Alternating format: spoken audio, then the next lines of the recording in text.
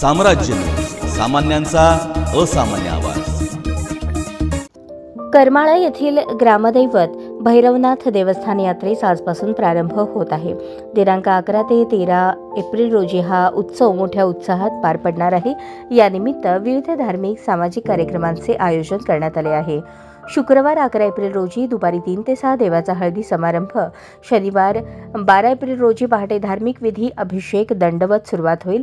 दुपारी 1:30 वाजता मानाच्या कावडीची गावातील मुख्य चौकातून सवाद्य कावडी नृत्य मिरवणूक काढण्यात येईल. रात्री 8 वाजता देवाचा छबिना व पालखी मिरवणूक काढण्यात येते.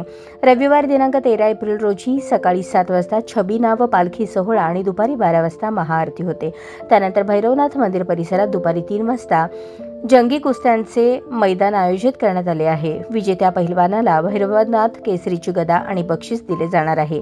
येणाऱ्या भाविकांसाठी भैरवनाथ मंदिर ट्रस्ट व ग्रामस्थ यांनी यात्रा उत्सवाचे नियोजन केले आहे.